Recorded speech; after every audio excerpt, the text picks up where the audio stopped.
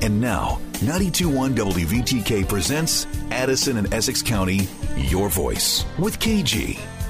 And welcome to Your Voice on 92.1 WVTK. And joining me this afternoon is Peg Calder, Foundation for Alcoholism Research. Peg, how are you today? Fine, thank you. How are you? Great, thank you very much. What is the Foundation for Alcoholism Research?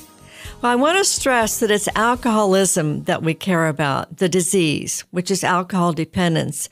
There is an organization called the Foundation for Alcohol Research, and their mission is quite different from ours. Our mission is to raise funds to advance the research into the causes, the prevention, the detection, and the treatment of alcoholism, and we're an all-volunteer public charity. Okay, Peg, you call it FAR. How and why was it started? Well, we looked at the relapse rate, and we just decided that we didn't know enough. People were relapsing so very, very much, and we looked at finding an organization like a Heart Fund or a Cancer Society for alcoholism, and there wasn't one. So we started one.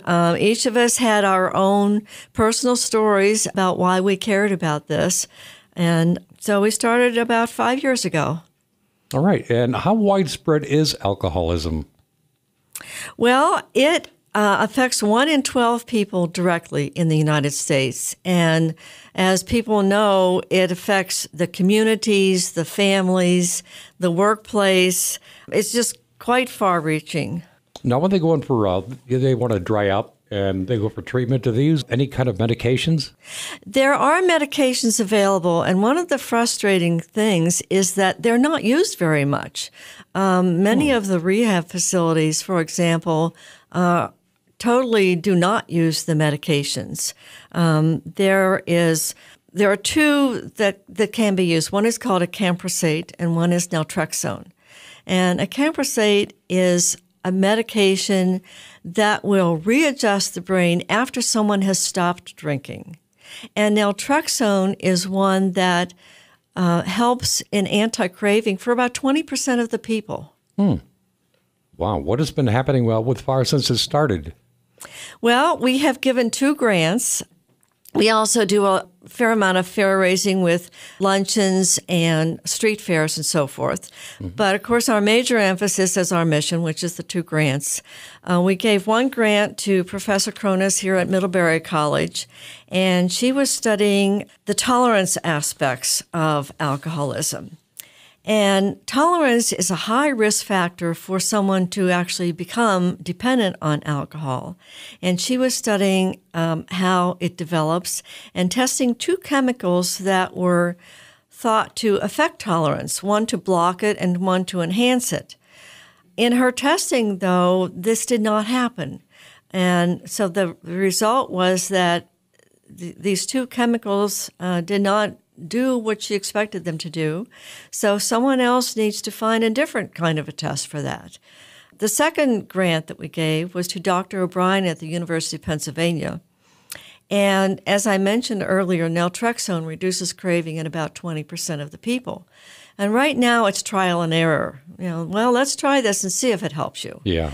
Well, down there, they have now found a genetic variant. And they are in their last year of a 5-year study on this genetic variant, so that now, once this is completed and the FDA approval is done, that the doctors will be able to test people first and say, yes, you're a good candidate for this. Well, that's good. That's wonderful. Okay, Peg. And by the way, you started a major campaign, I understand. Tell us about that. Well, there's another medication called baclofen, which seems to reduce craving, but the testing has been minimal or just based on personal stories. It works completely differently from naltrexone, so hopefully it will reduce the craving in a different set of people with alcoholism. Now, baclofen has been around for many years to help with muscle spasms, so it's already approved as safe by the FDA. The National Institutes of Health has awarded a $1 million plus grant to study baclofen, but for nicotine addiction. Thus, the study for alcohol addiction could be added to this study for only $60,000. This is a huge opportunity. Also, normally it takes about 16 years to go from the beginning stages of testing for medication until it is available to physicians. Wow. The first 10 years here do not need to be redone, though, since it's already approved for other reasons. So between the greatly reduced time frame and the greatly reduced cost, this is an opportunity that's too good to pass up. Thus, we are appealing to the listeners personally and companies that they may be affiliated with to help us raise these funds. With your help, we can make a big difference. And all of these donations will go for the research, 100% of them. Okay, Peg. And how can folks learn more about FAR? Well, we have a website at alcoholismresearch.org. We're on YouTube, and we're on Facebook. We have issued 2 press releases so far about this project, and I will be happy to send it to anyone who is interested. Okay, and if somebody out there wants to donate, how do they do that? Well, donations can be made directly online at alcoholismresearch.org. They can send them in the mail to FAR, P.O. Box 51, Bridport, Bridport, Vermont, 05734. We're registered with eBay Giving, so they can donate a percentage of a sale to us. And eBay has recently changed their policy, so we get all of what they donate. We're also registered here locally in Middlebury, Vermont with Neat Repeats, so any donations there, they can be designated that the proceeds go to us. All righty, Peg. And one more time, how can folks get in touch with you? The website is alcoholismresearch.org. There's a link there. The email is info@alcoholismresearch.org. Our phone number is 802-758-2243. The mailbox is P.O. Box 51, Bridport, Vermont, 05734, and we're also on Facebook. All right.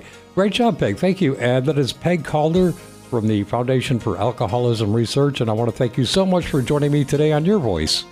Thank you. Addison and Essex County, Your Voice with KG is produced for WVTK by Ken Gilbert and serves as a connection to your hometown. If you're a local nonprofit organization, civic group, school, or are involved in the local vibrant arts and entertainment scene and want to spread the word about your organization or special event,